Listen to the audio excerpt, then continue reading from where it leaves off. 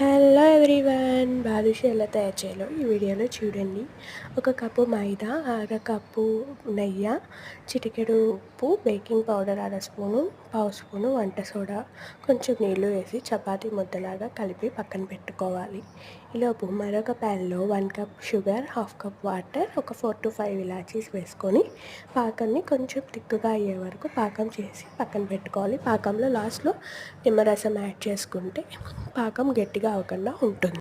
మరొక ప్యాన్లో ఆయిల్ వేసుకొని డీప్ ఫ్రై కోసం పెట్టుకోవాలి. అది హీట్ అవుతూ ఉండగా ముందుగా కలిపిన డో తీసుకొని చిన్న చిన్న బాల్స్ కింద చేసుకొని వాటిని రౌండ్గా ఒత్తి వాటిల్లో చిన్న ప్రెస్ చేసుకుంటే హోల్ అవుతుంది. ఆ హోల్ లాగా అయ్యే వాటిని డీప్ ఫ్రై చేసుకొని పాకంలో వేసుకొని ఒక 5 to 10 minutes ఉంచుకొని డిష్ అవుట్ చేసుకుంటే మన టేస్టీ బాదుషా రెడీ అయిపోతుంది. అంతే video. Thank you for watching. Please do like, share and subscribe.